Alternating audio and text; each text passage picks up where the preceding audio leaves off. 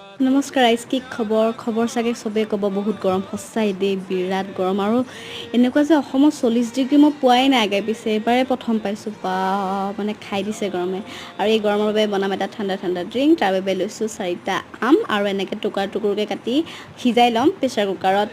4টা 5টা দিলেই হ'ব হৈছিল তাৰপিছত লৈছোঁ 4টা ইলাইচি 4টা জালুক আৰু লৈছোঁ 1 চামুচ চফ আৰু লৈছোঁ 1 চামুচ জিৰা